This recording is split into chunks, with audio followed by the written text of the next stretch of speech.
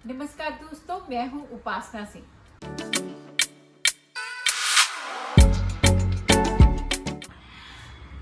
नमस्कार दोस्तों, मैंने जैसा कि आपको कहा था कि मैं अपने YouTube चैनल में अपनी पर्सनल लाइफ और अपनी प्रोफेशनल लाइफ के बारे में आपको बताऊंगी। एक इंसान की सबसे ज्यादा उसके लिए जो अहमियत रखता है वो है उसका पहला काम। और मुंबई में सबसे पहले जो मैंने फर्स्ट फिल्म की थी उसका नाम था बाई चाली सासरिये, और ये एक मारवाड़ी फिल्म थी। तब मैं एक जिनकी फिल्म इंफॉर्मेशन मैगजीन निकलती है, उनका नाम है रामराज नहाटा जी, उनसे मिलने के लिए ऑफिस में उनके गई, क्योंकि वो एक मारवाड़ी फिल्म बना रहे थे और उनको उस टाइम की कुछ 16-17 साल की एज की लड़की चाहिए थी, और मैं उस टाइम उसी उम्र की थी। तो जब मैं उनसे मिली तो मेरे को याद है कि रामराज जी बैठे थे और उनके मिसेस बैठे थे, और उन्होंने कहा कि यही है वो लड़की। आज मैं कहती हूँ ना, कौन है ये आदमी, और वो बोलते यही है वो लड़की। और आपको एक बात और बता दूं कि वो हीरोइन ओरिएंटेड सब्जेक्ट था। मेरे पे पूरी फिल्म बेस्ड थी, 6 गाने थे मुझ पे, और सारी फिल्म जो है उपासना सिंह पे थी। तो खैर, उपासना सिंह से याद आया मुझे कि उस फिल्म में मेरा नाम प्रियंका है, क्योंकि उस टाइम एक उपासना खोसला करके लड़की हुआ करती थी, तो मुझे सबने कहा उपासना खोसला एक लड़की है, तो आप जो है अपना नाम चेंज कीजिए। तो अगर आप वो फिल्म देखेंगे कि उसमें मेरा नाम है प्रियंका। और जब मेरी मदर को पता चला कि मैंने अपना नाम चेंज किया है तो मम्मी को बहुत गुस्सा आया, उन्होंने मुझे बहुत डांटा, और मैंने कहा मम्मी, इस फिल्म के बाद मैं अपना नाम कभी प्रियंका नहीं रखूंगी। तो मेरी बहुत खुशनसीबी थी कि मुझे हीरोइन ओरिएंटेड फिल्म में काम करने का मौका मिला, और उस फिल्म में उस टाइम की बहुत बड़ी स्टार जो राजस्थान की थी, नीलोफर, नीलू जी काम कर रही थी। और नीलू के साथ उसके बाद मेरा बहुत अच्छा संबंध रहा। हमारे बहुत ज्यादा सीन्स नहीं थे इकट्ठे, लेकिन जब भी वो मुझसे मिली तो उन्होंने मुझे अपनी छोटी बहन की तरह प्यार दिया, और बहुत मेरे साथ, मतलब मुझे कभी नहीं लगा कि मैं राजस्थान की इतनी बड़ी स्टार के साथ काम कर रही हूँ। और आज भी वो मेरी फ्रेंड है इतने सालों के बाद। और आज मैं आपको एक बहुत बड़ी खुशखबरी दूं कि आज उनके हस्बैंड जो हैं वो मुझे मिलने के लिए यहाँ पे आए हुए हैं। वो एक बहुत ही खूबसूरत हिंदी फिल्म बना रहे हैं। और अरविंद जी के बारे में मैं आपको क्या बताऊं, बहुत सारे लोग जानते हैं अरविंद जी को। उन्होंने काफ़ी सारी 17-18 राजस्थानी फिल्मों में काम किया है। उन नाच बलिए में वो नीलू के साथ आए हैं, और श्रीमान श्रीमती में भी उन्होंने डांस किया है, बहुत बढ़िया डांसर हैं। और दोस्तों, फार्म म्यूजिक करके उन्होंने एक ऐड की है जिसमें अभी आमिर खान जी भी कर रहे हैं, तो उन्होंने बेइंतहा काम किया है। तो मैं आज आपको मिलवाती हूँ अरविंद जी से। अरविंद जी को आप बहुत सारे लोग जानते होंगे क्योंकि ये हैं भाबो के हस्बैंड। आइए मिलते हैं अरविंद जी से। आपका बहुत बहुत स्वागत है। Thank you very much. और सबसे खुशी की बात है कि आज इंटरव्यू कम फैमिली फंक्शन मुझे ज़्यादा अच्छा लग रहा है, क्योंकि मेरे दिल से दुआ है कि उपासना जी ने अभी अपना यूट्यूब चैनल उपासना सिंह नाम से स्टार्ट किया है। तो आपको बहुत बहुत बधाई। ये चैनल पूरे वर्ल्ड में सुपर हिट हो। Thank you so much. आप हैं साथ में तो सुपर हिट होगा। 100% होगा, क्योंकि मैं जहाँ तक आपको जानता हूँ कि आज मुझे इंटरव्यू एक्चुअली इनका लेना चाहिए। इन्होंने एक ऐसा इतिहास बनाया, रीजनल फिल्म से शुरू किया, बाई चाली सासरिये, जिसकी कई लैंग्वेजेस में रीमेक हुई उस फिल्म की। और इनके जो गाने आते थे और इनके जो सीन्स आते थे, मुझे आज भी याद है कि उस टाइम पे मैं एक ऑडियंस था, तो मैं भी फिल्म देखने जाता था। मेरे पापा तो मतलब जब भी ऑफिस से आते थे तो एवरी डे वो नाइट शो देखने जरूर जाते थे कि यार भले थोड़ी भी देखो फिल्म, कि देखो जरूर। और उनको ये भी नहीं पता था कि एक हीरोइन उनकी दोस्त बनेगी बेटे की, और एक हीरोइन उनकी लाइफ पार्टनर बनेगी। देखिए कितना कोइंसिडेंस है। तो सबसे अच्छी बात तो ये है कि उपासना जी, कि आप हमारे इंटरव्यू, उससे ज़्यादा हम आपके लिए कहेंगे कि आप एक राजस्थानी से शुरू करके हिंदी के अंदर जिस तरह से आपने अब्बा डब्बा जब्बा, जो आज पूरे वर्ल्ड में फेमस है, तो एक डायलॉग पूरे वर्ल्ड में फेमस होना बहुत बड़ी बात होती है। तो आपके चैनल के लिए बहुत बहुत शुभकामनाएं। Thank you so much Arvind, thank you. Arvind, मैं तो सारी आप लोगों की पूरी, क्योंकि आप मेरे को जानते हो बहुत अच्छी तरह से, हम दोनों एक दूसरे की फैमिलीज को बहुत अच्छी तरह से जानते हैं, लेकिन मैं चाहती हूँ आज ऑडियंस ये जाने जो ऐसे सीक्रेट्स जो हमने कभी किसी को नहीं बताए। तो एक तो पहले मुझे ये बताइए, जैसे कि आप उस टाइम उतने बड़े स्टार नहीं थे और आप एक स्ट्रगलर थे, आप नीलू जी के फैन थे, तो फिर ये शादी कैसे पॉसिबल हुई? एक्चुअली उस टाइम मैं स्ट्रगलर भी नहीं था। मैं जिस शहर में रहता था, ब्यावर राजस्थान के अंदर, तो वहाँ आपकी नीलू की पहले फिल्में सारी हिट होती थी, उसके बाद फिर बाई चाली ने तो सारे रिकॉर्ड तोड़ दिए थे।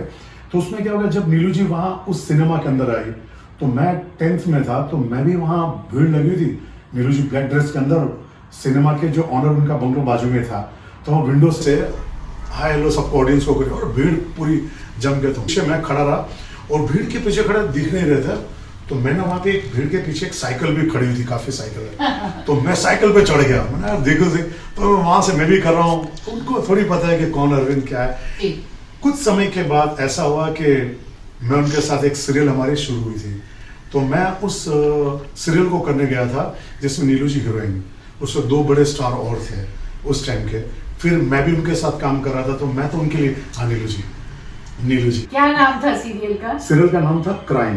तो जी, तो उस टाइम हेमंत बिरजे, फिर दिलीप धवन, तो ये दोनों उनके साथ में, और मेरा तो बिल्कुल कुछ, मेरे गांव वाले मुझे नहीं जानते, तो यहाँ और लोग क्या जानेंगे। उसके बाद मैं चला गया अपने वापस राजस्थान। फिर वापस जब मैं बॉम्बे आया तो मेरे पास ना उनका एड्रेस, ना मोबाइल, कुछ भी नहीं। उस टाइम मोबाइल भी थे नहीं, जब मैं स्ट्रगल की बात करूँ, लैंडलाइन नंबर से।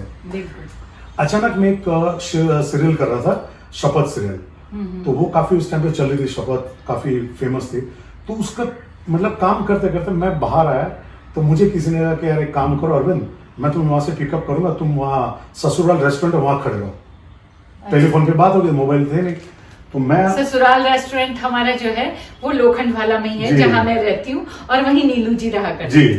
तो अब मैं वहां खड़ा हूँ, तो मुझे जिन्होंने बुलाया था वो अरुण ईरानी के भाई फिरोज ईरानी, उनकी एक फिल्म कर रहा था मैं, तो उन्होंने कहा था मैं यहाँ से तो पिकअप करूंगा, लेकिन वो थोड़े से लेट हो रहा था। तब तक सामने से एक लेडी जा रही है, और जा रही थी एकदम दुबली पतली हो गई थी।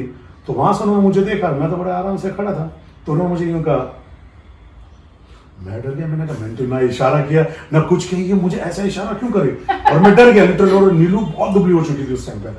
फिर जैसे मैंने उनको देखा, बाजू में गया, और मैं, नीलू जी आप, मैं कैसी नीलू जी? बोला बड़े, मैं नीलू जी आप तो चेंज बिल्कुल दुबले।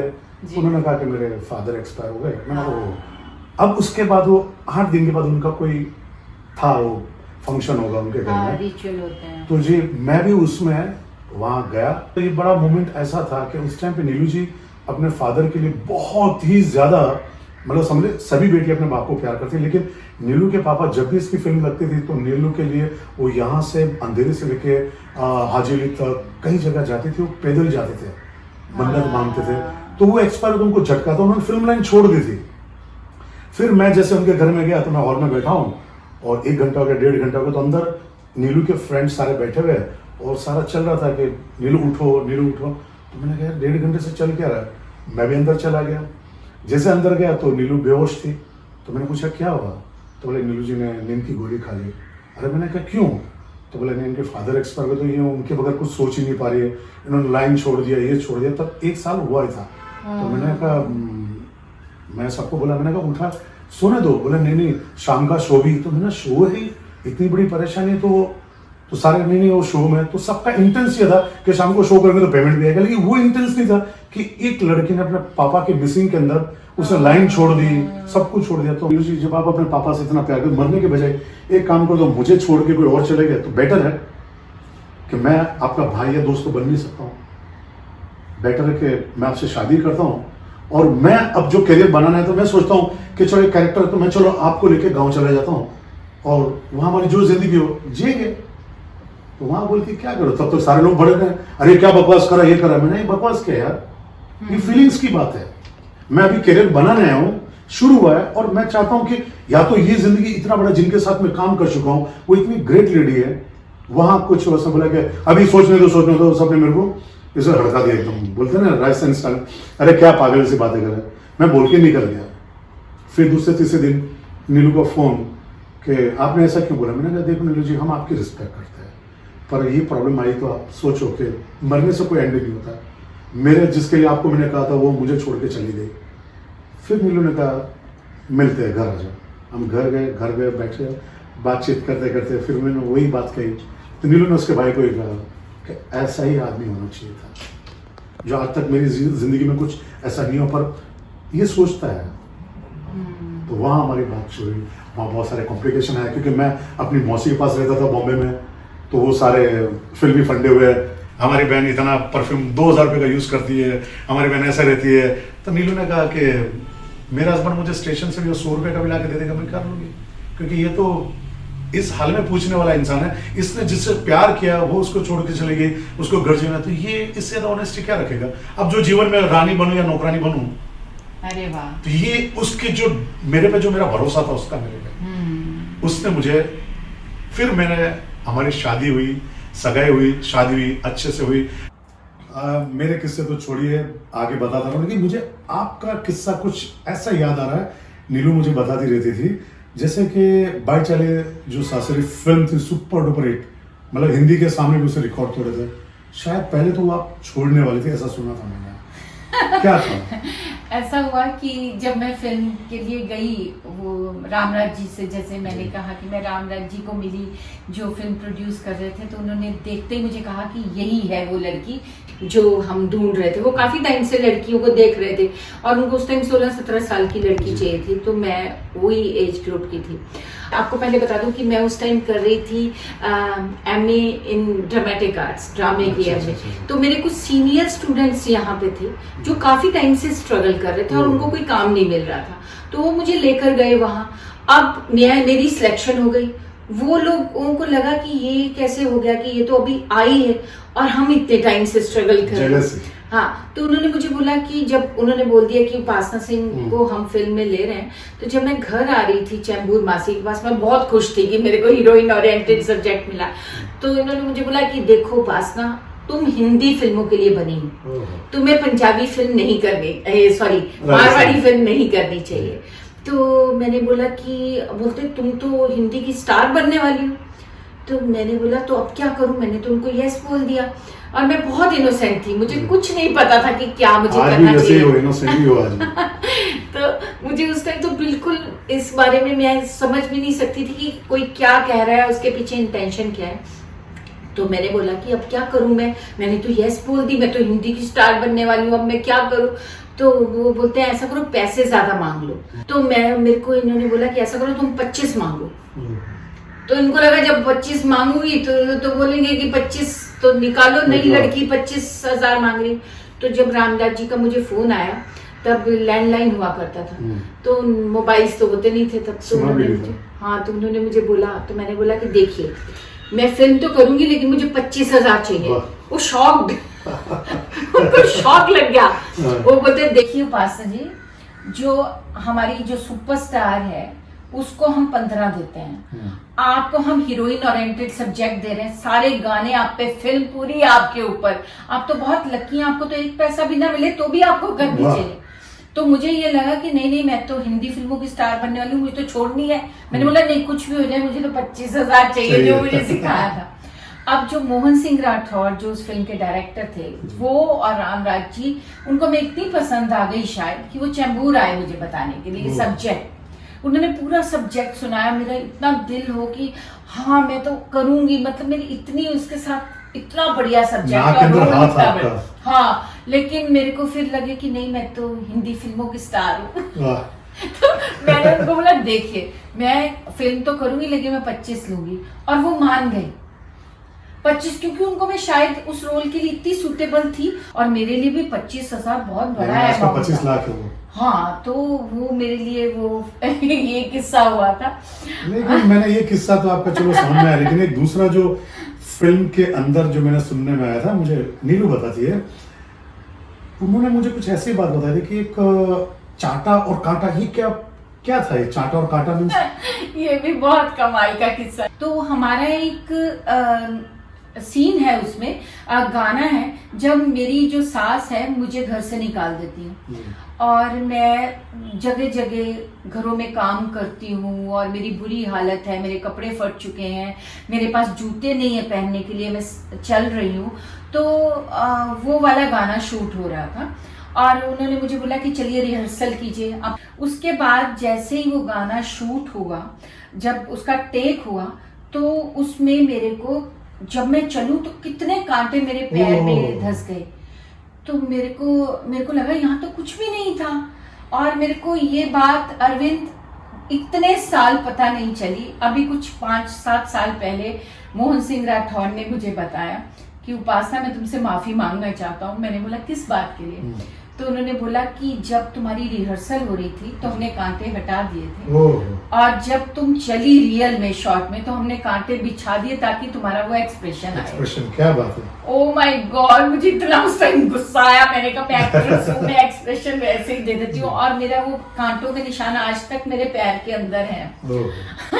और फिर एक और चांटे का मैं आपको बताती हूँ। ललिता पवार जी मेरी सास का रोल कर रही थी। ललिता जी जैसे ही आई, उन्होंने जो भी मेरे को रिहर्सल में जो भी बोलना था, और हम लोग जब भी शूट करते हैं तो वो चांटा जो होता है वो नाक के एकदम पास से निकलता है। लोगों को लगता है कि ये मारा है और पीछे सब बैकग्राउंड में वो साउंड लगा दी जाती है।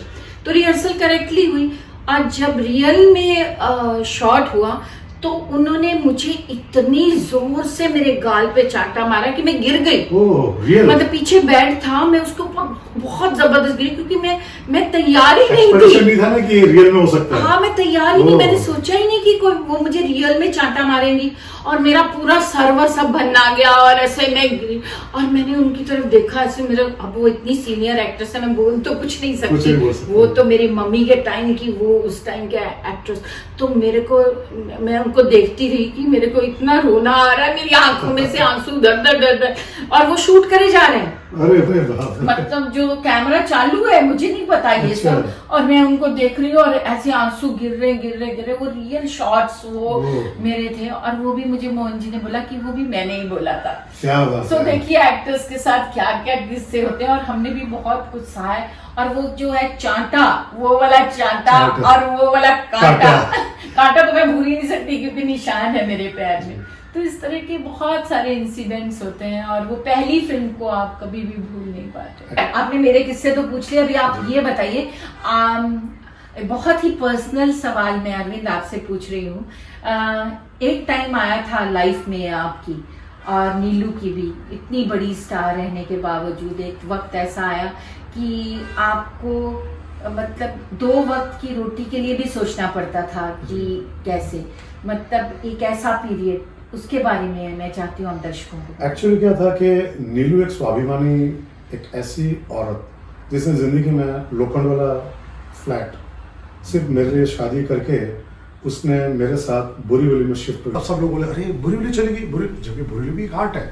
लेकिन वो उस वक्त उसने कहा कि नहीं, जहाँ मेरा हस्बैंड हम जो खुश रहे, मेरा परिवार खुश रहे, वहाँ बहुत अच्छे से जी सकते हैं।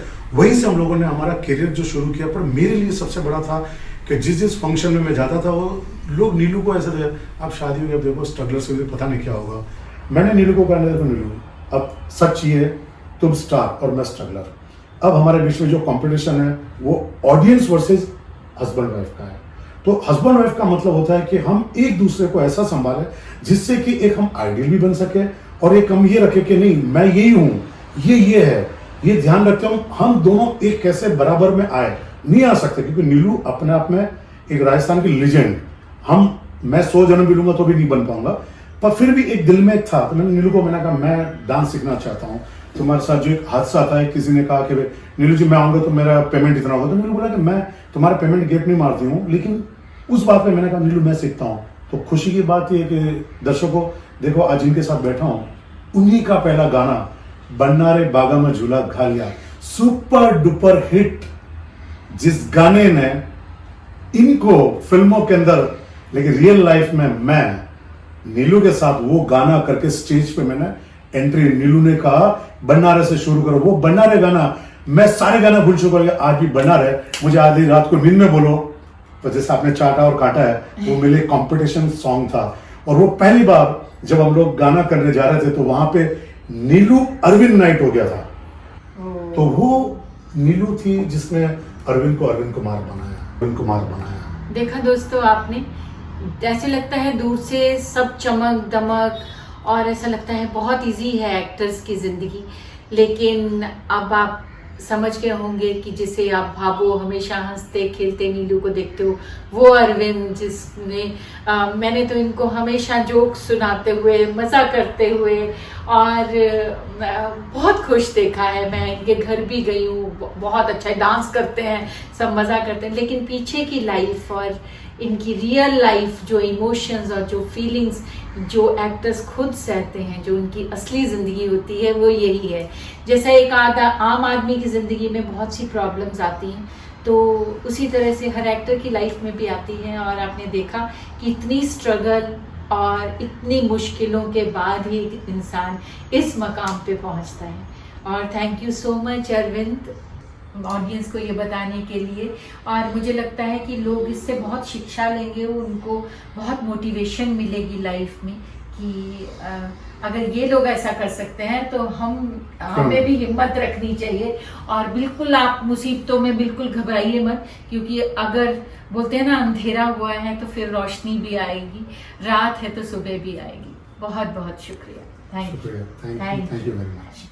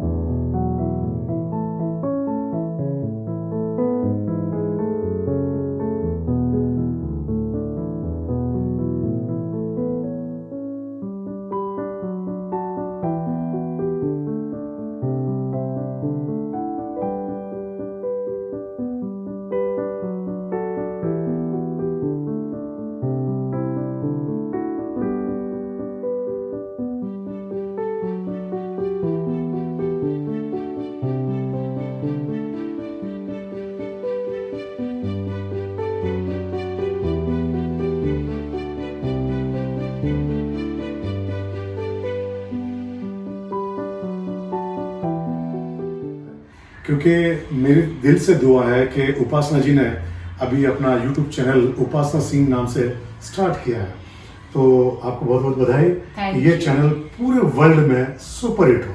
Thank you so much. आप हैं साथ में तो सुपर हिट होगा। 100% होगा, क्योंकि मैं जहाँ तक आपको जानता हूँ कि आज मुझे इंटरव्यू एक्चुअली इनका लेना चाहिए। इन्होंने एक ऐसा इतिहास बनाया, रीजनल फिल्म से शुरू किया, 22-40 सासरिया, जिसकी कई लैंग्वेजेस में रीमेक हुई उस फिल्म की। और इनके जो गाने आते थे और इनके जो सीन्स आते थे, मुझे आज भी याद है कि उस टाइम पे मैं एक ऑडियंस था, तो मैं भी फिल्म देखने जाता था। मेरे पापा तो मतलब जब भी ऑफिस से आते थे तो एवरीडे वो नाइट शो देखने जरूर जाते थे कि यार भले थोड़ी भी देखो फिल्म में, कि देखो जरूर। और उनको ये भी नहीं पता था कि एक हीरोइन उनकी दोस्त बनेगी बेटे की और एक हीरोइन उनकी लाइफ पार्टनर बनेगी। देखिए कितना कोइंसिडेंस है। तो सबसे अच्छी बात तो ये है कि उपासना जी कि आप हमारे इंटरव्यू, उससे ज़्यादा हम आपके लिए कहेंगे कि आप एक राजस्थानी से शुरू करके हिंदी के अंदर जिस तरह से आपने अब्बा डब्बा जब्बा, जो आज पूरे वर्ल्ड में फेमस है, तो एक डायलॉग पूरे वर्ल्ड में फेमस होना बहुत बड़ी बात होती है। तो आपके चैनल के लिए बहुत बहुत शुभकामनाएं। Thank you so much Arvind, thank you Arvind. मैं तो सारी आप लोगों की पूरी, क्योंकि आप मेरे को जानते हो बहुत अच्छी तरह से, हम दोनों एक दूसरे की फैमिलीज को बहुत अच्छी तरह से जानते हैं, लेकिन मैं चाहती हूँ आज ऑडियंस ये जाने जो ऐसे सीक्रेट्स जो हमने कभी किसी को नहीं बताए। तो एक तो पहले मुझे ये बताइए, जैसे कि आप उस टाइम उतने बड़े स्टार नहीं थे और आप एक स्ट्रगलर थे, आप नीलू जी के फैन थे, तो फिर ये शादी कैसे पॉसिबल हुई? एक्चुअली उस टाइम मैं स्ट्रगलर भी नहीं था। मैं जिस शहर में रहता था ब्यावर राजस्थान के अंदर, तो वहाँ आपकी नीलू की पहले फिल्में सारी हिट होती थी, उसके बाद फिर भाई चाली ने तो सारे रिकॉर्ड तोड़ दिए थे। तो उसमें क्या होगा, जब नीलू जी वहाँ उस सिनेमा के अंदर आई तो मैं 10th में था, तो मैं भी वहाँ भीड़ लगी हुई थी। नीलू जी ब्लैक ड्रेस के अंदर, सिनेमा के जो ऑनर उनका बंगलो बाजू में था, तो वो विंडो से हाय हेलो सबको ऑडियंस को करे और भीड़ पूरी जम के। तो मुझे भी लगा अरे यार, राजस्थान की जिनको श्रीदेवी कहा जाए, जिनको हेमा मालिनी कहा जाए, वो वहाँ की स्टार थी। तो मैं भी उनको देखने के लिए भीड़ के पीछे मैं खड़ा रहा, और भीड़ के पीछे खड़ा दिख नहीं रहे थे। तो मैंने वहाँ पे एक भीड़ के पीछे एक साइकिल भी खड़ी हुई थी, काफी साइकिल, तो मैं साइकिल पे चढ़ गया। मैंने यार देखो से, तो वहां से मैं भी कर रहा हूँ। उनको थोड़ी पता है कि कौन अरविंद क्या है, लेकिन करते करते भीड़ का कोई प्रेशर है और मैं गिर गया वहां नीचे। उसके बाद भी मैं साफ करके नीलू नीलू नीलू भोमली के नाम से उसमें फेमस हुई थी। जी। तो मैं हाथ हिला रहा हूँ, क्या हमारे पर्दे पे 2 एक्ट्रेस, उनकी सुपरहिट फिल्म, एक एक्ट्रेस सामने है। तो वो मोमेंट कभी सोचा भी नहीं था कि लाइफ में वो लाइफ पार्टनर भी बनेगी। और सबसे अच्छी बात कि मैं उस टाइम में पढ़ाई कर रहा था, लेकिन मेरा ड्रीम फोकस जो भी था वो एक्टिंग में था। ना हीरो बनना, ना ये बनना, कुछ नहीं, सिर्फ था कि कुछ भी करूँ तो मैं इस लाइन से रिलेटेड करूँ जी। कुछ समय के बाद ऐसा हुआ कि मैं उनके साथ एक सीरियल हमारी शुरू हुई थी। तो मैं उस सीरियल को करने गया था जिसमें नीलू जी हीरोइन, उसमें 2 बड़े स्टार और थे उस टाइम के। फिर मैं भी उनके साथ काम कर रहा था, तो मैं तो उनके लिए नीलू जी। क्या नाम था सीरियल का? सीरियल का नाम था क्राइम। तो वो जी, तो उस टाइम हेमंत बिरजे, फिर दिलीप धवन, तो ये दोनों उनके साथ में। और मेरा तो बिल्कुल कुछ, मेरे गांव वाले मुझे नहीं जानते, तो यहाँ और लोग क्या जानेंगे। लेकिन उस टाइम पे मुझे नीलू जी का जो और आ गया, राजस्थान के सुपरस्टार, उनके साथ मैं हीरो में आया हूँ सीरियल के अंदर। लेकिन वहाँ जब वो बैठती थी, वो उनकी मम्मी, मैंने बहुत लोगों को देखा होगा अब, लेकिन मैं उस फ्लैशबैक में जाता हूँ तो नीलू इतनी सॉफ्ट और इतनी समझदार और इतनी सिंपल लिविंग स्टाइल वाली लेडी थी, जिसको कहा जाता है कि एक नहीं 1 करोड़ बार आप सैल्यूट करो। और वहाँ उस शूटिंग करके फिर मैं जैसे बॉम्बे स्ट्रगल करने के लिए आया, तो मैंने लोगों को एल्बम दिखा, ये देखो राजस्थान की सुपरस्टार।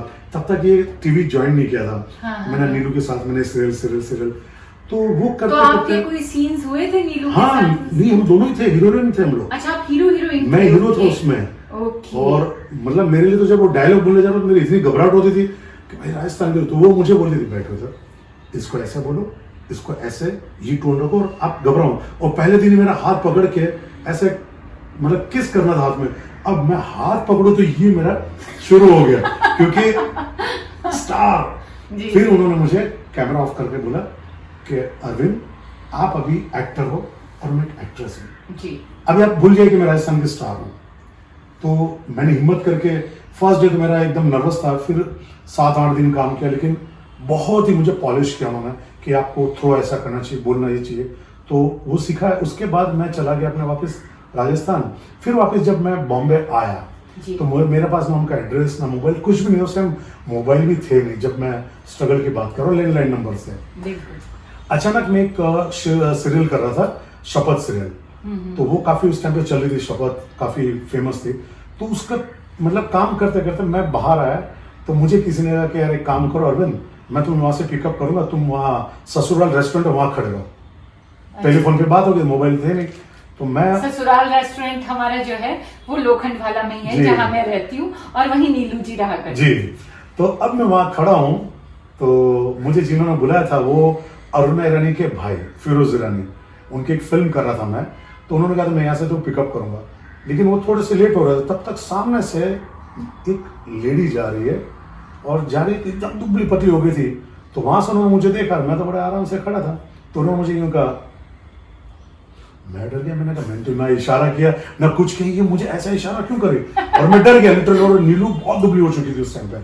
फिर जैसे मैंने उनको देखा, बाजू में गया और मैं नीलू जी आप, मैं कैसे नीलू जी आप, बोला बड़े, मैं नीलू जी आप तो चेंज बिल्कुल दुबले। उन्होंने कहा कि मेरे फादर एक्सपायर हो गए। मैंने कहा वो, अब उसके बाद वो 8 दिन के बाद उनका कोई था, वो फंक्शन होगा उनके घर में, रिचुअल होते हैं। तो जी मैं भी उसमें वहां गया। उसके 2-3 दिन बाद वापस मैं एक सीरियल करा, तो मैं चेक लेने, मैं चलो नीलू जी के वहाँ मिल लूँ, हमारे लिए तो वो स्टार थी।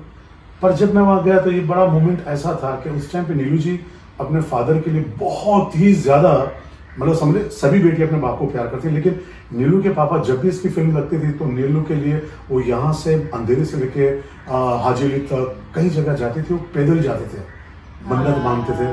तो वो एक्सपायर तो उनको झटका था, उन्होंने फिल्म लाइन छोड़ दी थी। फिर मैं जैसे उनके घर में गया तो मैं हॉल में बैठा हूँ और 1 घंटा हो गया, 1.5 घंटा हो गया, तो अंदर नीलू के फ्रेंड्स सारे बैठे हुए और सारा चल रहा था कि नीलू उठो नीलू उठो। तो मैंने कहा 1.5 घंटे से चल क्या रहा है। मैं भी अंदर चला गया। जैसे अंदर गया तो नीलू बेहोश थी। तो मैंने पूछा क्या हुआ, तो बोले नीलू जी ने नींद की गोली खा ली। अरे मैंने कहा क्यों, तो बोले नहीं इनके फादर एक्सपायर हुए, तो ये उनके बगैर कुछ सोच ही नहीं पा रही है, इन्होंने लाइन छोड़ दिया, ये छोड़ दिया। तब 1 साल हुआ ही था। तो मैंने कहा मैं सबको बोला, मैंने कहा उठा सोने दो। बोले नहीं शाम का शो भी। तो मैंने शो है, इतनी बड़ी परेशानी, तो सारे नहीं वो शो में, तो सबका इंटेंस ये था कि शाम को शो करेंगे तो पेमेंट भी आएगा, लेकिन वो इंटेंस नहीं था कि एक लड़की ने अपने पापा के मिसिंग के अंदर उसने लाइन छोड़ दी, सब कुछ छोड़ दिया। तो मैं भी जब पूना उनके साथ शूटिंग कर रहा था तो मेरे साथ स्टोरी ये थी कि मैं किसी एक लड़की से प्यार करता था, तो वो लड़की मुझसे प्यार करती थी। लेकिन जब मैं पूना उनके साथ शूटिंग कर रहा था तो वाकया ये था कि एक डॉक्टर की जो लड़की थी वो नीलू को बोलती थी कि नीलू जी आप उनको बोलो ना मैं अरविंद से बहुत प्यार करती हूँ, वो मुझे प्यार नहीं करता, मुझे देखता ही नहीं है। तो नीलू ने मुझे बुलाया, इधर आओ, ये लड़की आपको इतना प्यार करती है तो आप प्यार क्यों नहीं करते हो। मैंने कहा मैम आप समझिए मैं गांव में हूँ, वहाँ मेरा किसी से प्यार है, मैं 2-3 साल बाद उससे शादी करूंगा, ये करूंगा, नीलू जी आपको आना है। तो उस लड़की को बोला कि भाई ये तो प्यार में है और शादी तक है। तो इमोशनल ड्रामा जो, तो मैं नीलू बोला प्लीज आप, नीलू से पहले आपका किसी और लड़की के साथ अफेयर था। तो वो मैंने उनको स्टोरी बता दी थी और नीलू को मैंने कहा प्लीज मैम आप हमारे वहाँ आएंगे तो बहुत खुशी होगी और मेरा और गांव के अंदर मेरी बहुत बड़ी इमेज हो जाएगी। बोले जरूर आऊंगी। लेकिन जब मैं वो शूटिंग करके वापस गया तो हमारे बीच में मेरी जो जिससे था मेरा अफेयर, जिससे लाइफ का सोचा था, वो मेरे दोस्त के साथ, क्योंकि वो हमसे बहुत ज्यादा पैसा वाले थे, हम लोग मिडिल क्लास फैमिली में थे, तो वो लड़की को उसके फादर ने कहा कि देख भाई या तो लड़का घर जवाई बन जाए तो हमें कोई प्रॉब्लम नहीं है, और मैं घर जवाई नहीं बन सकता क्योंकि मेरे पीछे मेरे 2 छोटे भाई और एक बहन भी थी, अगर मैं कोई स्टेप उठा तो उन पर असर पड़ता। और मेरा ये था कि मैं हम लोग मतलब यूनिटी हमारे घर में बहुत थी। हमारे घर में उनसे बड़ा टीवी नहीं था, छोटा था, उनके घर पे 4 व्हीलर थी, हमारा पास एक स्कूटर था, लेम्ब्रेटा स्कूटर था, कोई ज्यादा महंगा नहीं, पर हमारा प्यार बहुत था। तो वो चक्कर में मैंने उसको थोड़ा ये कह दिया कि भाई घर जवाई तो नहीं बन सकता हूँ। तब तक शिवरात्रि के दिन मेरा जो दोस्त था, जो मेरा मैसेंजर था, मैसेज देने जाता था, बात करता था, वो प्रिपेयर्ड हो गया कि इतने बड़े घर की लड़की मिलती तो मैं तैयार हूँ। और उसने क्या कि शिवरात्रि के दिन हम सब घर में खाना खाना बैठे थे, इतने में उपवास था सबका, और मुझे बोला कि कुछ काम है चल मेरे साथ। फिर मुझे वो ले जा के ऐसी जगह ले गया जहाँ 4 रास्ता था, गांव के अंदर था छोटे छोटे, तो वहाँ पहले ट्यूबलाइट फोड़ दी थी। फिर वहाँ 15-20 लोग थे, लड़की का बाप भी था, सब थे, लड़की भी थी। फिर मुझे एक ही कंडीशन, घर जाए। मैंने कहा हो ही नहीं सकता, तो इसको छोड़ो। मैंने कहा लड़की बोल दे छोड़ दूंगा मैं वो ही नहीं चाह रहा हूँ। फिर वहाँ मुझे बहुत मारा, बहुत, यानी कि नल के पाइप, फिर ये हाथ पकड़ के चारों तरफ से पकड़ के मेरा हाथ ही फ्रैक्चर कर दिया, ये सब तोड़ दिया। मैंने कहा मैं नहीं बोलूँगा, वो छोड़ दे। इतना मारा, मारने के बाद मुझे रोड पे लेटा के मेरे पैसे स्कूटर बाइक सब चढ़ाया। वो बड़ा भयंकर पीरियड था उसका। जब मेरे छोटे भाई को पता नहीं, हितेश, उसको डाउट हुआ कि कुछ तो गड़बड़ है, वो फटाक से खाना छोड़ के जब तक आया तब तक ये लोग मुझे मार के चले गए थे। फिर वहां मेरे भाई ने देखा, मतलब वो 15 लोग थे और आप अकेले थे। और बहुत सिस्टम फिल्मों में अक्सर देखते वैसे माहौल था। हम लोग ने फिल्मों में ऐसे देखा कि हीरो मार खा, हीरो मारता ही एक है, लेकिन आप रियल लाइफ में नहीं होता, रियल लाइफ में नहीं होता। ये तो बहुत अजीब, मैंने ये किस्सा तो मुझे भी नहीं पता था, बहुत बड़ा था। और ये नीलू को भी मैंने बताया था। जब हम सीरियल करने बाद मैं आया था और ये मैं वापस आया उसके पहले का पीरियड, फिर उसके बाद फिर मेरे साथ क्या हुआ कि मुझे लगा कि अब मैं तो बेहोश जैसा था। फिर मेरे छोटे भाई ने उठाया, फिर रातों रात मुझे एडमिट किया। फिर वहाँ मेरे सारे हार्डवेयर से मेरे सारे प्लास्टर, ये वो, 3-4 महीने के लिए बेड पे, मतलब 3 महीना तो मेरा वो कर दिया था। फिर मैंने सोचा कि मेरा प्यार किसी और से शादी कर लिया, फिर उसने शादी करके चली भी गई उसने, फिर मुझे नफरत सी हो गई कि दुनिया में प्यार नहीं है, ये सब कुछ ड्रामा है। फिर मैंने अपने छोटे भाई को और छोटी बहन को बोला कि आप लोग शादी करो, मैं नहीं करूँ, मैं बॉम्बे चला जाऊँगा, अब मुझे एक्टर बनना। उसने फिर मैंने अपनी छोटे बहन की शादी, छोटे भाई की शादी करा दी, उसका फिर मैं बॉम्बे आया तो मैंने वही कहा कि मैं जहाँ खड़ा था वहाँ नीलू जी को देखा, ये रिवर्स स्टोरी। वहां देखा तो मैं नीलू जी को 1 साल के बाद 1.5 साल देखा तो एकदम दुबली पतली, फिर वही घर के अंदर सारा ड्रामा चल रहा था। तो मैंने कहा देखो ये अपने पापा के प्यार में इतना कैरियर इतना बड़ा, जिसपे एक दाग नहीं है नीलू पे। नीलू को राजस्थान में लोग जीजी बोलते हैं, यानी दीदी या नीलू जी। हाँ। उसके अलावा कभी ये एक पेपर में भी या कहीं पे भी उसके लाइफ में कोई चीजें नहीं थी। हाँ। फिर मैं सबको बोला, मैं देखो यार वो बेहोश है तो आप कम से कम उसको मोटिवेट करो, बस शो क्या होता है यार। तो वहाँ मैं आपसे एक बात ये पूछना चाहती हूँ कि जब वो बेहोश थी और उसने नींद की गोलियां खा ली थी तो डॉक्टर क्यों नहीं बुलाया गया, और उसकी जो अपने घर के लोग थे, मदर थी या बाकी लोग भी थे, तो उन्होंने क्यों, उनके लिए वो शो ज्यादा इम्पोर्टेंस रखता था, और उनकी बेटी जो इतने टाइम से कमा के पैसे दे रही थी उनको, उनके मम्मी पापा, उनके मम्मी और भाई ने, हाँ। वो जो बाकी आर्टिस्ट थे ना जो तो उस शो में थी उस टाइम वो रूम नहीं, भाई वगैरह सब लोखंडोले में रहते थे। हाँ। पर भाई भाभी खड़े, उनको ही बाद में पता चला कि ये नींद की गोलियां खाए। वो जब वो आर्टिस्ट सारे आए ना, हाँ। जितनी फीमेल्स थी उनकी, आप भी कई लोगों को जानते हो जो डांसर्स थे सब लोग, तो वो घेर के बैठे, तब तक उनके भाई को तब पता चला। अच्छा, उनका भाई जॉब पे था सर। हाँ, तो वो तब तक उनको पता नहीं था, तो वो भी अफसोस ही कर रहे थे। हाँ। बेचारे उनकी भाभी अफसोस कर रही थी कि नहीं, पर तब तक मैं जब आया तब ये माहौल क्रिएट हो चुका था, ये होश में आ गई। पर वो मतलब समझ लीजिए एक सेंस नहीं होता है, बस ये कि अफसोस अफसोस अफसोस। तो फिर मैंने सबको बोला कि देखो एक अपने बाप से इतना प्यार कर रही है, तो मैं भी एक प्यार में वहाँ, नीलू जी वो सारी स्टोरी बता दी। मैंने कहा वो भी किसी और की होगी, मुझे कोई प्रॉब्लम, पर नीलू जी आप मर जाओगे तो कोई दुनिया को कोई फर्क नहीं पड़ेगा, आप लाइन छोड़ो, कोई फर्क नहीं। देखते ही मुझे कहा कि यही है वो लड़की जो हम ढूंढ रहे थे। वो काफी टाइम से लड़कियों को देख रहे थे और उनको उस टाइम 16-17 साल की लड़की चाहिए थी, तो मैं वही एज ग्रुप की थी।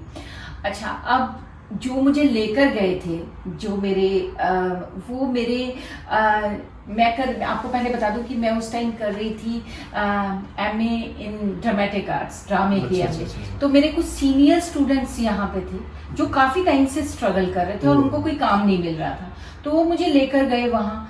अब मेरी सिलेक्शन हो गई। वो लोग, उनको लगा कि ये कैसे हो गया कि ये तो अभी आई है और हम इतने टाइम से स्ट्रगल कर रहे हैं। हाँ, तो उन्होंने मुझे बोला कि जब उन्होंने बोल दिया कि उपासना सिंह को हम फिल्म में ले रहे हैं, तो जब मैं घर आ रही थी चैम्बूर मासी के पास, मैं बहुत खुश थी कि मेरे को हीरोइन ओरिएंटेड सब्जेक्ट मिला। तो इन्होंने मुझे बोला कि देखो उपासना, तुम हिंदी फिल्मों के लिए बनी, तुम्हें पंजाबी फिल्म नहीं करनी, सॉरी मारवाड़ी फिल्म नहीं करनी चाहिए। तो मैंने बोला कि, बोलते तुम तो हिंदी की स्टार बनने वाली हो। तो मैंने बोला तो अब क्या करूं, मैंने तो उनको यस बोल दिया। और मैं बहुत इनोसेंट थी, मुझे कुछ नहीं पता था कि क्या मुझे करना चाहिए। तो मुझे उस टाइम तो बिल्कुल इस बारे में मैं समझ भी नहीं सकती थी कि कोई क्या कह रहा है, उसके पीछे इंटेंशन क्या है। तो मैंने बोला कि अब क्या करूं मैंने तो यस बोल दी, मैं तो हिंदी की स्टार बनने वाली हूँ, अब मैं क्या करूं। तो वो बोलते हैं ऐसा करो, पैसे ज्यादा मांग लो। तो उस टाइम में आप तो जानते ही हैं पैसे बहुत ज्यादा नहीं मिलते थे, मारवाड़ी फिल्में थी, और नीलू जो सुपरस्टार थी आपकी वाइफ, उनको वो 15,000 रुपए दे रहे थे स्टार को, और मेरे को उन्होंने बोला था कि आपको 10,000 मिलेंगे। तो मेरे को इन्होंने बोला कि ऐसा करो तुम 25 मांगो। तो इनको लगा जब 25 मांगूंगी तो बोलेंगे कि 25 तो निकालो, नई लड़की 25,000 मांग रही। तो जब रामदास जी का मुझे फोन आया, तब लैंडलाइन हुआ करता था, तो मोबाइल्स तो होते नहीं थे तब, तो हाँ, तो उन्होंने मुझे बोला, तो मैंने बोला कि देखिए मैं फिल्म तो करूंगी लेकिन मुझे 25,000 चाहिए। वो शॉक्ड उनको शॉक लग गया। वो बोलते देखिए उपासना जी, जो हमारी जो सुपरस्टार है उसको हम 15 देते हैं, आपको हम हीरोइन ओरिएंटेड सब्जेक्ट दे रहे हैं, सारे गाने आप पे, फिल्म पूरी आपके ऊपर, आप तो बहुत लकी हैं, आपको तो एक पैसा भी ना मिले तो भी आपको करनी चाहिए। तो मुझे ये लगा कि नहीं मैं तो हिंदी फिल्मों की स्टार बनने वाली हूँ, मुझे तो छोड़नी है। मैंने बोला नहीं, कुछ भी हो जाए मुझे तो 25,000 चाहिए जो मुझे सिखाया था। अब जो मोहन सिंह राठौर जो उस फिल्म के डायरेक्टर थे, वो और रामराज जी, उनको मैं इतनी पसंद आ गई शायद कि वो चैम्बूर आए मुझे बताने के लिए सब्जेक्ट। उन्होंने पूरा सब्जेक्ट सुनाया, मेरा इतना दिल हो कि हाँ मैं तो करूंगी, मतलब मेरी इतनी उसके साथ इतना बढ़िया सब्जेक्ट। हाँ, लेकिन मेरे को फिर लगे कि नहीं, मैं तो हिंदी फिल्मों की स्टार हूँ। तो मैंने उनको बोला देखिए मैं फिल्म तो करूंगी लेकिन मैं 25 लूंगी, और वो मान गए 25, क्योंकि उनको मैं शायद उस रोल के लिए इतनी सुटेबल थी, और मैंने वो मुझे अफसोस हुआ उस बात का भी, ये तो मान गए, अब मैं क्या करूंगी, अब तो मैं मारवाड़ी फिल्में करूंगी, मुझे हिंदी फिल्म नहीं मिलेगी। तो लेकिन फिर जब मैंने अपने सब जो मेरे दोस्त थे उनको बताया कि ऐसा, वो तो मान गए, तो बोलते चलो अब क्या हो सकता है, अब तो करनी पड़ेगी। अब उनको लगे कि 25,000, और मेरे लिए भी 25,000 बहुत बड़ा है, 25 लाख है वो। हाँ, तो वो मेरे लिए वो ये किस्सा हुआ था। लेकिन मैंने ये किस्सा तो आपका चलो समझ में आया, लेकिन एक दूसरा जो फिल्म के अंदर जो मैंने सुनने में आया था, मुझे नीलू बताती है, उन्होंने मुझे कुछ ऐसी बात बताई थी कि एक चाटा और कांटा, ही क्या था ये चाटा और कांटा मीन्स? ये भी बहुत कमाल का किस्सा है। कि मैं वहां पे गई और शूटिंग स्टार्ट हुई, मारवाड़ी मेरी लैंग्वेज नहीं थी, लेकिन मुझे इतना इंटरेस्ट था कि मैं सारे डायलॉग्स बहुत ही रात दिन उनको याद करती थी उन्हें परफॉर्म। तो हमारा एक सीन है उसमें, गाना है, जब मेरी जो सास है मुझे घर से निकाल देती है और मैं जगह जगह घरों में काम करती हूँ और मेरी बुरी हालत है, मेरे कपड़े फट चुके हैं, मेरे पास जूते नहीं है पहनने के लिए, मैं चल रही हूँ।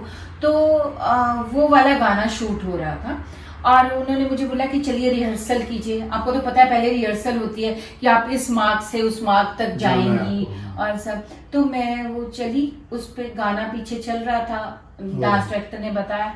उसके बाद जैसे ही वो गाना शूट हुआ, जब उसका टेक हुआ, तो उसमें मेरे को, जब मैं चलूं तो कितने कांटे मेरे पैर में धंस गए।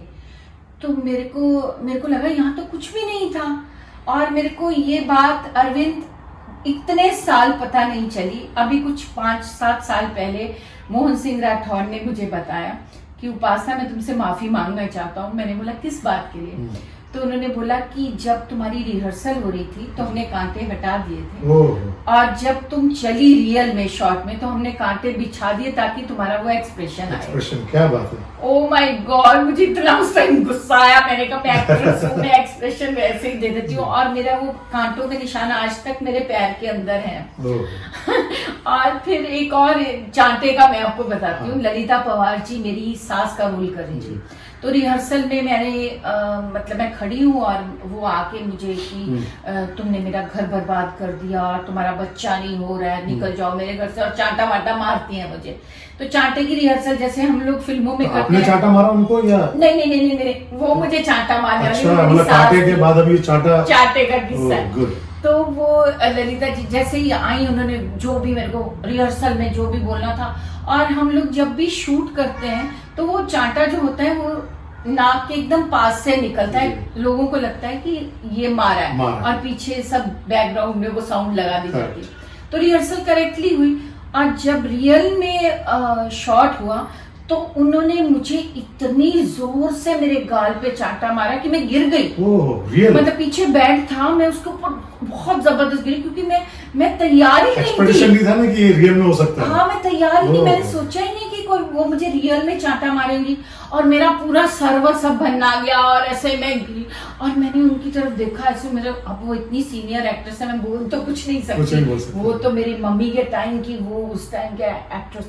तो मेरे को, मैं उनको देखती रही कि मेरे को इतना रोना आ रहा है, मेरी आंखों में से आंसू दर और वो शूट करे जा रहे हैं। अरे बाप, मतलब जो कैमरा चालू है मुझे नहीं पता ये सब, और मैं उनको देख रही हूँ और ऐसे आंसू गिर रहे। वो रियल शॉट्स वो मेरे थे और वो भी मुझे मोहन जी ने बोला कि वो भी मैंने ही बोला था। क्या बात। सो देखिए एक्टर्स के साथ क्या क्या किस्से होते हैं और हमने भी बहुत कुछ सहा है। और वो जो है चांटा, वो वाला चांटा और वो वाला कांटा तो मैं भूल ही नहीं सकती क्योंकि निशान है मेरे पैर में।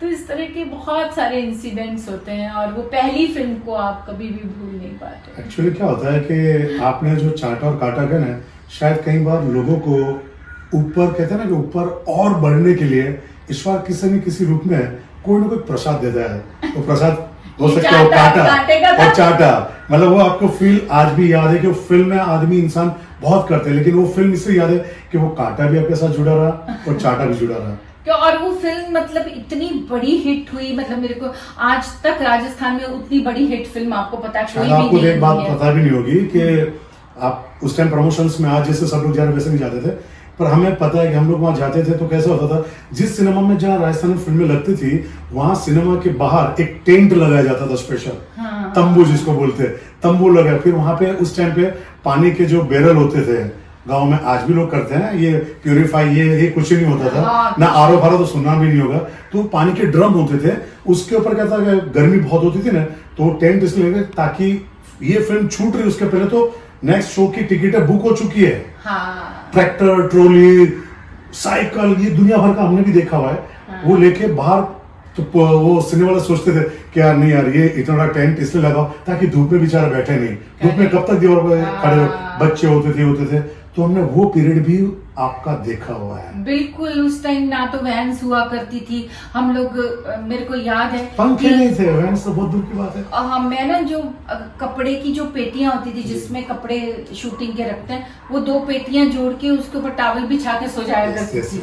मतलब कुछ, और कपड़े बदलने होते थे, अगर आउटडोर में है तो वो चादर लगा के सब उसके अंदर चेंज कर लिया करते थे। आज तो बहुत फैसिलिटीज हो गई आज है। फैसिलिटी, लेकिन वो फीलिंग्स नहीं है। हाँ, पहले जो फिल्में बहुत अपनापन था। जैसे अब तो मोबाइल्स हो गए, तो हम जैसे शॉट देते हैं हर एक्टर अपने मोबाइल में बात करता है। पहले आपस में बातचीत हुआ करती थी, सब लोग खाना इकट्ठे बैठ के खाते थे, तो वो एक एटमॉस्फेयर बहुत अच्छा और बहुत फ्रेंडली और बहुत परिवार लगता था। एक और किस्सा था, फैमिली से। एक और किस्सा मुझे याद आ रहा है, मुझे किस्से याद क्यों आ रहा है कि उस टाइम में कोई एक्टर बना ही नहीं था, मैं एक ऑडियंस के बीच में था, पर जब मेरी शादी हुई नीलू से, तो नीलू के मुंह से मुझे जो जो चीजें सीखने में और उसने मुझे जो चीजें प्रैक्टिकली जो चीजें समझाई, जिसकी वजह से मैं यहाँ तक पहुंचा हूं, तो नीलू, पर नीलू ने मुझे एक वो चीज कही थी आपके लिए कि पहले आप एक्ट्रेस है जिसका नाम सबको पता था कि उपासना है, फैमिली से लेके, फ्रेंड से लेके, प्रोड्यूसर से लेके डायरेक्टर, लेकिन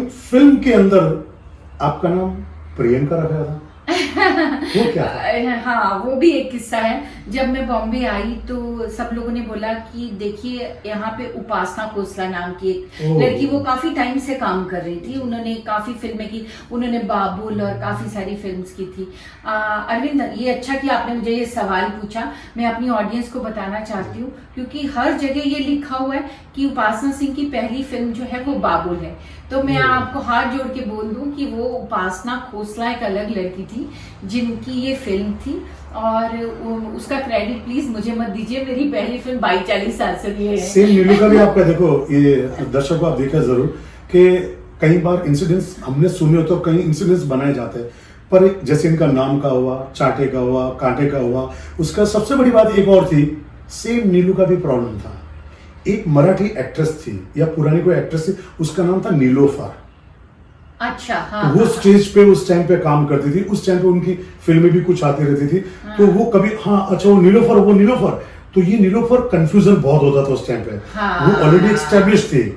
फिर नीलू ने अपना नाम सेम, वो फर्स्ट फिल्म या सेकंड फिल्म पे नीलोफर से नीलू, जबकि नीलोफर नाम था लेकिन नीलू रखा, तो सेम देखिए एक फिल्म के अंदर 2 स्टार, दोनों के नए नए नाम। नहीं, और नाम का क्या हुआ कि मुझे उन्होंने बोला कि ये जो है उपासना खोसला है, तो आप अपना नाम चेंज कीजिए, तो मैंने फिर अपना नाम प्रियंका रखा, और उस फिल्म में अगर आप वो फिल्म देखेंगे तो उसमें मेरा नाम है प्रियंका। हाँ, और मेरी मदर को इतना गुस्सा आया जब मैंने, मम्मी बोलते उपासना को तुमने प्रियंका कैसे बना दिया? तो मैंने बहुत, फिर मुझे माफी मांगनी पड़ी अपनी मम्मी को, मैंने कहा बोले गलती हो गई, अभी इसके बाद उपासना ही रहेगी। और मुझे गुलजार साहब ने एक बात कही थी कि उपासना तुम्हें चेंज नहीं करना चाहिए अपना नाम। बोलते जब मैं आया था तो बहुत से गुलजार थे और आज एक ही गुलजार है। और बोलते मुझे पता है कि बहुत से उपासना होगी लेकिन बाद में तुम ही रहोगी। तो मुझे उनकी वो बात नहीं भूलती। तो आज अगर कोई भी उपासना सिंह एक्ट्रेस की बात करता है तो उपासना है। खैर, आपने मेरे किस्से तो पूछ लिया, अभी आप ये बताइए, बहुत ही पर्सनल सवाल मैं अरविंद आपसे पूछ रही हूँ। एक टाइम आया था लाइफ में आपकी और नीलू की भी, इतनी बड़ी स्टार रहने के बावजूद एक वक्त ऐसा आया कि आपको मतलब 2 वक्त की रोटी के लिए भी सोचना पड़ता था कि कैसे, मतलब एक ऐसा पीरियड, उसके बारे में मैं चाहती हूँ हम दर्शकों को। एक्चुअली क्या था कि नीलू एक स्वाभिमानी, एक ऐसी औरत जिसने जिंदगी में लोखंड वाला फ्लैट सिर्फ मेरे लिए शादी करके उसने मेरे साथ बोरीवली में शिफ्ट हुई। तब सब लोग बोले अरे बोरीवली चलेगी, जबकि बोरीवली भी एक हाट है। लेकिन वो उस वक्त उसने कहा कि नहीं, जहाँ मेरा हस्बैंड हम जो खुश रहे, मेरा परिवार खुश रहे, वहाँ हम बहुत अच्छे से जी सकते हैं। वहीं से हम लोगों ने हमारा करियर जो शुरू किया। पर मेरे लिए सबसे बड़ा था कि जिस फंक्शन में मैं जाता था वो लोग नीलू को ऐसा थे, आप शादी हो गया देखो स्ट्रगल से भी पता नहीं क्या होगा। तो मुझे एक दर्द था हमेशा। मैं हमेशा मेरे से ज़्यादा मैं दूसरों के बारे में पहले से सोचता हूँ, ये गॉड गिफ्ट समझो या मेरी फीलिंग समझो। तो मुझे लगा कि अब नीलू के साथ अब ऐसा ना हो जैसे बड़े बड़े स्टार्स के साथ हुआ था। शादी होती थी उस टाइम पे, फिर दोनों आते थे तो फिर एक की वजह से दूसरा भी बर्बाद हो जाता था। मैंने नीलू को कहने देखो नीलू, अब सच ये तुम स्टार और मैं स्ट्रगलर। अब हमारे बीच में जो कंपटीशन है वो ऑडियंस वर्सेस हस्बैंड वाइफ का है। तो हस्बैंड वाइफ का मतलब होता है कि हम एक दूसरे को ऐसा संभालें जिससे कि एक हम आइडियल भी बन सके और एक हम ये रखें कि नहीं मैं यही हूँ, ये है, ये ध्यान रखते हो हम दोनों एक कैसे बराबर में आए। नहीं आ सकते क्योंकि नीलू अपने आप में एक राजस्थान की लीजेंड, मैं 100 जन्म भी लूंगा तो भी नहीं बन पाऊंगा। पर फिर भी एक दिल में था। तो मैंने नीलू को मैंने कहा मैं डांस सीखना चाहता हूँ, तुम्हारे साथ जो एक हादसा आता है, किसी ने कहा कि नीलू जी मैं आऊंगा तो मेरा पेमेंट इतना होगा। तो नीलू बोला कि मैं तुम्हारा पेमेंट गेप नहीं मारती हूँ, लेकिन उस बात पे मैंने कहा नीलू मैं सीखता हूँ। तो खुशी की बात ये कि दर्शकों देखो आज जिनके साथ बैठा हूँ उन्हीं का पहला गाना बन्नारे बागा में झूला घा लिया, सुपर डुपर हिट, जिस गाने ने इनको फिल्मों के अंदर, लेकिन रियल लाइफ में मैं नीलू के साथ वो गाना करके स्टेज पे मैंने एंट्री। नीलू ने कहा बन्नारे से शुरू करो, वो बन्नारे गाना मैं सारे गाना भूल चुका हूं, आज भी बन्नारे मुझे आधी रात को नींद में बोलो। तो जैसे आपने चाटा और काटा है, वो मेरे कंपटीशन सॉन्ग था। और वो पहली बार जब हम लोग गाना करने जा रहे थे तो वहां पे नीलू अरविंद नाइट हो गया था। तब वहां पे सबसे बड़ी बात वो मुझे ऑर्गेनाइजर के अब आपके सामने नीलू यानी भोमली के साथ आ रहे अरविंद कुमार। तो मैं पीछे से इसके बाद तो वो बोले कि इसके ठीक है दोस्तों अभी अरविंद कुमार इसके बाद आएंगे। फिर दूसरी एंट्री, तीसरी, नीलू की एंट्री सब हो गई। उसके बाद फिर ऑडियंस भड़क गई, अबे ये अरविंद है कौन, कभी इसे शक्ल दिखाने है कौन। तो इतना चलने लगा। इतने में लास्ट करते करते फिर ऑर्गेनाइजर ने कहा, एंकर ने कि अब आपके सामने फाइनली अब वो आ रहा है, अब वो फाइनली आ रहा है। फिर मैंने हिम्मत की कि आज नीलू के साथ एक अरविंद नाम जुड़ा है तो आज मेरी इज्जत बल्कि मेरी नीलू की इज्जत है। तो पहली बार दोस्तों हम गुरु को हमेशा गुरु की तरह देखना चाहिए। तो मैंने नीलू के पांव छुए, वहाँ पांव छू के फिर मैंने कहा तुम मुझे आशीर्वाद दो, अभी तुम मेरी गुरु हो। तो वो करके स्टेज पे चढ़ा। उसमें भी था नीलू ने मुझे शेर भी सीखा, मुझे शेर और शायरी आता ही नहीं था। तो उन्होंने मुझे कहा था ये मैं बोलूंगी इसका रिप्लाई आपको देना है। तो मैं रेडी होके ट्रेन में वो बार मुझे ये बोलो, वो स्टेप याद है ये बोलो। तब ना मोबाइल ना कुछ था जिसमें देखना है। वो मुझे ट्रेन में भी हम चल रहे हैं, बोले बनना रहे ये फिर ये वो। मैंने ओके बोले भूल जाओ तो टेंशन मतलब मैं खींच लूंगी। ये उसका बड़ापन था। नहीं, और बड़प्पन आपका भी कि एक हस्बैंड अपनी बीवी के पांव छू रहा है और उसे कह रहा है कि तुम मेरी गुरु।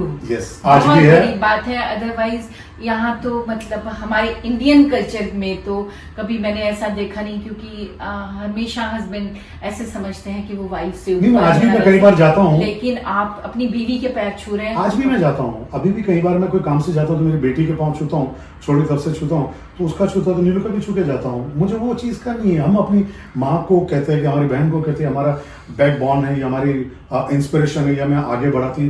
तो ये भी तो एक कैरेक्टर है, वाइफ के अलावा कैरेक्टर घर की बहुत लक्ष्मी बड़ी है। बात है। और अरविंद, मैंने जो सवाल आपसे पूछा था कि एक टाइम ऐसा लाइफ में आया था आपकी जब इतनी बड़ी स्टार होने के बाद नीलू भी और आप भी इतना, आपने एक ऐसा वक्त देखा जो भगवान ना करे कि किसी को देखने का मौका। वो वाकई में लाइफ का ऐसा पार्ट था जब हमने एक फिल्म बनाई थी। उस फिल्म के साथ हमारे इतने बड़े धोखे हुए, बड़े लोगों ने धोखे दे दिए उस फिल्म को। मतलब तब तक मैं नीलू की जोड़ी अच्छी बन चुकी थी। हमारी ओजीरे दीवाना फिल्म, पर इतना जाने रे, हिवड़े सुदूर मजा, ऐसी फिल्में हमारी चौकिया बिगड़ी, माँ राजस्थानी फिल्में, और एक नया कपल शुरू हुआ था नीलू और अरविंद। तो वो हम पहले कैरेक्टर थे दोनों, वो तो स्टार थी, फिर मैं उनके साथ जुड़ने लगा और शोज में यहाँ वहाँ बहुत नाम हो चुका था। एक फिल्म हम प्रोडक्शन हमारी चल रही थी, उस फिल्म के अंदर हमारे साथ हम लोग एक ऐसे घिराव के अंदर आ गए, सब ने कहा हम रिलीज करेंगे, किसी ने हम ये करेंगे, पर फिल्म जिस तारीख को रिलीज थी उसी तारीख को उन्होंने फिल्म के जो कहते हैं ना पोस्टर तक नहीं लगाया। उनके दिमाग में था कि ये चलनी नहीं चाहिए। और उस फिल्म के अंदर मैंने कुछ गलतियां ये की थी, कुछ लोगों को मैंने ऑफिसेस भी खोल के दे दी कि चलो भाई डिस्ट्रीब्यूशन। तो मेरा भाई, छोटा भाई जसमिन, वो भी मौत के घाट चला गया था, उसको हाई लेवल का जॉइंटिस हो गया था, पर वो बता ही नहीं रहा कि मैं यहाँ बीमार हूँ। वो पीरियड और हमारी पोजीशन ये हो गई थी, पैसा उस पिक्चर में ऐसे डूबे, उसको कुछ कर्जे ऐसे उठ पटांग मेरे पे आ गए कि मैंने जबान दी थी तो मुझे भरना है। तो मैंने सब कुछ अपनी ज्वेलरी अपने ड्राइवर के नाम पे बेच के, फिर कभी कुछ ये कभी, फिर वो पीरियड हमारा जो शुरू हुआ ना, वो ऐसा भयंकर पीरियड शुरू हुआ कि जिसके अंदर फैन चल रहा है, फैन का विंग टूट के मेरे पेट पे गिरा, कबोर्ड अचानक पड़ा हुआ है, खड़े खड़े वो कबोर्ड गिर गया, टीवी उड़ गया, डेक हमारा वो उड़ गया, एसी चल रहा वो उड़ गया। अब हमारे पास मेंटेनेंस के पैसे नहीं, राशन की दुकान वाला तो वहां से मिला था, तो वो मुझे बोला आप राशन लेके जाकर बाद में मैंने यार हमें शर्म बर्म नहीं करना, आप मारवाड़ी हो, हम आपको जानते हैं। जहाँ बिफोर टाइम हमारा चल रहा था एडवांस मेंटेनेंस चेक, वो अब हमारे पे साल भर हो रहा है। तो मैं लिख के देता था कि अगले 2 महीने में विद इंटरेस्ट दूंगा। तो बोलते लिखो मत लिखो, हमें पता है प्रॉब्लम आती है, क्योंकि मैं भी हमारी बिल्डिंग में कुछ प्रॉब्लम्स चलती थी, तो मैं उनको बोला प्रेशर मत करो उनको, वो प्रॉब्लम है, उनके ऊपर कोई पेनल्टी मत मारो, फैमिली है। तो वो मेरा जब पीरियड है तो वो लोग बोले कि ये क्यों ऐसा, इनको भी ऐसा मत करो, ये जेन्युइन आदमी। तो वो पीरियड के अंदर मेरा बेटा केजर, उस टाइम पे उसको एक जूस पीने की आदत थी। वो 30 या 35 रुपए का जूस था जो पूरा मिल्क शेक में पूरा बनता था, तो वो पिलाता था। तो उस टाइम पे मुझे याद है कि वो पैसे मेरे पास 50 रुपए नहीं थे, और मैं उसको गन्ने का जूस 5 रुपए का हाफ वो पिला रहा हूँ। फिर उसने मुझसे एक साइकिल मांगी थी उस टाइम पे, तो वो साइकिल कुछ 1800 रुपए की थी, पर मेरे पास टोटल इकट्ठे करके हम लोग 800 रुपए का, 800 रुपए में भी बहुत सारे, तो वो भी लेके नहीं दे पाया। फिर उस बच्चे को पता चला, मेरा बेटा बहुत समझदार बचपन से, उसने पापा मेरे को जूस पसंद नहीं है, मेरे जूस पसंद नहीं है, वो करने लगा। फिर आइसक्रीम का हम दोनों को बहुत शौक था, मुझे नीलू को, वो 20 रुपए की आइसक्रीम हम लोग कौन खाते थे और जाते थे आते थे, वो बंद हो गया। फिर खाने के अंदर बहुत सारी चीजें ऐसी हो गई कि जो हमारे पास था नहीं। पापा वहां से बार बार बोल रहे पैसा मैं भेजता हूँ तू रख। मैंने कहा नहीं, ये हमारा स्ट्रगल है, क्योंकि मेरे भरोसे पे सब कुछ गेम हुआ था मेरे साथ, वो गेम का हिस्सा में ऐसा बना। फिर एक सीरियल हमने बनाई, तो वो डायरेक्टर इतना टॉप टीवी का था, वो एकता कपूर का भी डायरेक्टर, उन्होंने मेरे सीरियल बना के मतलब दूरदर्शन में दी, लेकिन वो भी पैसा डुबा के लापता हो गया। तो इतना घिरा हुआ गया कि हैंड टू माउथ थे। फिर मेरी बेटी पैदा हुई, तो उस टाइम पे सिजरिंग फर्स्ट था, सेकंड नीलू को बहुत ज्यादा मरते मरते बची थी। फिर उसके अंदर शो आ गए 3 बड़े राजस्थान में एक साथ में, तो वो 90,000 हमारे लिए वो अमाउंट था कि 90 करोड़ के बराबर था। तो उस टाइम पे नीलू बोली करेंगे शो। मैंने कहा तुम्हारा भी, उसके पहले का एक बहुत बड़ा केस था कि नीलू अभी तो जस्ट अभी सिजरिंग करके आई, और एक शो हमारे नाम पे किसी ने बुक कर दिया था मुलुंड के अंदर, उसने वो आके, और मेरी बेटी अभी 100 महीने की थी, और सिजरिंग के वो टाके भी नीलू के लगे हुए थे। इतने में वो शो जिसने हमारे नाम पे बुक कर दिया, उसको पता नहीं, पर लोगों को पता था कि नीलू जी की डिलीवरी और सिजरिंग हुआ तो वो नहीं आएगी, तो उन्होंने कहा हम हॉल जला देंगे अगर नीलू जी नहीं आए। फिर वो आदमी बेचारा कंफ्यूजन, उसको भी कोई आदमी ने शो बोल दिया, मैं डन डन डन करके, फिर वो आया, उससे बोला नीलू जी पैसा जितना चाहिए उतना ले लो, पर ये शो भी नहीं आया, तो बहुत हालत खराब हुई। फिर नीलू को मैंने बोला नहीं करते हम लोग, नीलू बोले मैं जाऊंगी, ये मेरा पर्सनल प्रॉब्लम है। हाँ, इतनी मेरी ऑडियंस नहीं, और तंगी भी इतनी पैसे की, तंगी के अलावा सबसे बड़ी प्रॉब्लम थी कि इसने कहा वो ऑडियंस जो उनको भरोसा था, एक मीडिएटर जिसने गलत करके टिकटें बेच दी है। अब वो दिन जो नीलू का देखते हो, साक्षात भगवान का रूप था कि इतना बड़ा यहाँ पे वो बेल्ट लगा था ना टांकों के ऊपर, और वो राजस्थानी, उसने वही कपड़े तो वही पहने, वहां गए। फिर मैंने वहां ऑडियंस पैक थी मुलुंड में। फिर मैंने कहा देखो दोस्तों, आज डांस नहीं, हम ना पैसा का, उसको भी बोले हमको पैसा नहीं चाहिए, पर हम ये हमारी एक डिग्निटी उसके लिए आते। तब वहां पे जब ऑडियंस के बीच में मैंने कहा कि नीलू जी का सीजर हुआ है और अभी 100 महीना भी पूरा नहीं हुआ है, हम पैसे नाचने कूदने के लिए नहीं आए, एक आप हमारी ऑडियंस है जिन्होंने हमें बनाया है, तो आज सिर्फ इसलिए कि आपका भरोसा ना टूटे। ऑडियंस पूरी खड़ी हो गई, बोला हम डांस नहीं करने देंगे। नीलू जी को ऐसा बस देख लिया, अरुण जी तब तक मेरा भी थोड़ा नाम हो चुका था, बोला अरुण जी आप डांस नहीं, कुछ नहीं करोगे, हमारी बधाई है, पर नीलू कहाँ? वो जो तालियों की गड़गड़ाहट और वो साउंड, नीलू नीलू नीलू, उस पर आज गाना लगा जो होगा देखा जाएगा। उससे उस स्टिचेस के अंदर भी वो गाना किया। और उसके पहले हमारी परेशानी बढ़ चुकी थी, तब एक 7वें महीने पे थी नीलू, और 3 महीने पहले एक शो ले लिया था पूना के अंदर, और 7वें महीने में उसने बोला क्या कहे उनको, नीलू नाइट। अब वहां पे भी नीलू बाकायदा जो उसने जो चनिया चोली कर उसमें पेट पूरा दिखता है 7वें महीने का। उसने बोला कोई बात नहीं, मैं ऑडियंस को रिक्वेस्ट, पैसे के लिए नहीं बल्कि ऑडियंस के बीच की मेरी दूरियां ना हो, ना मिसअंडरस्टैंडिंग। तो उससे 7वें महीने पे जब वो डांस कर रही थी, तब वो ऑडियंस खड़ी होकर बोले डांस मत करो नीलू जी, यू आर ग्रेट। तो वो जो नीलू है वो नीलू ही है। तो वो सारी चीजें फिर मेरे साथ भी इतना बड़ा कि हम लोग उस टाइम पे जो शो करने गए, वो भी बड़ा हादसा था, जो 90,000 रुपये हमारे लिए। उस टाइम पे हम लोग शो करने गए और मेरी बेटी, मतलब उसका पैदा होते ही आप सोचिए फिल्म की तरह, यहाँ से सीजर करके इसको बाहर लाया, एम्बुलेंस में लाया, और उसकी सारी जो वेन होती है ना इंटेस्टाइन की, वो सारी ब्लॉक हो गई थी। बोला दूसरा ऑपरेशन हुआ तुरंत उसका करना, वरना 24 घंटे मर जाएगी, कुछ जाएगा नहीं तो मर जाएगी। इतने में नीलू का देखो पावर, उससे बोला मेरा इतना ही सिर्फ आप ऑपरेट करो और एनेस्थीसिया दो, मैं मेरी बच्ची को देख के जाना चाहती हूँ। दोनों मौतों और जिंदगी के उसमें एक एम्बुलेंस बाहर खड़ी, यहाँ से इसको लाए वहां, फिर दूसरे दिन मॉर्निंग में ऑपरेशन हुआ। उसके बाद नीलू तीसरे दिन उसी टाँकों में वहां दूसरे माले पे, और यहाँ 2 माले उतर के वहां उसको दूध पिलाने के लिए एक कि भाई 2 ड्रॉप पिलाना पड़ा, उसके लिए वहां वो चल के उस हॉस्पिटल में भी ऊपर चढ़ी और वहां पिलाया। तो वो नीलू थी जिसने अरविंद कुमार बनाया। देखा दोस्तों आपने, ऐसे लगता है दूर से सब चमक दमक और ऐसा लगता है बहुत इजी है एक्टर्स की जिंदगी, लेकिन अब आप समझ गए होंगे कि जिसे आप भाबो हमेशा हंसते खेलते नीलू को देखते हो, वो अरविंद जिसने मैंने तो इनको हमेशा जोक सुनाते हुए मज़ा करते हुए और बहुत खुश देखा है। मैं इनके घर भी गई हूँ, बहुत अच्छा डांस करते हैं, सब मज़ा करते हैं, लेकिन पीछे की लाइफ और इनकी रियल लाइफ, जो इमोशंस और जो फीलिंग्स जो एक्टर्स खुद सहते हैं, जो उनकी असली ज़िंदगी होती है, वो यही है। जैसे एक आम आदमी की ज़िंदगी में बहुत सी प्रॉब्लम्स आती हैं, तो उसी तरह से हर एक्टर की लाइफ में भी आती है। और आपने देखा कि इतनी स्ट्रगल और इतनी मुश्किलों के बाद ही एक इंसान इस मकाम पे पहुंचता है।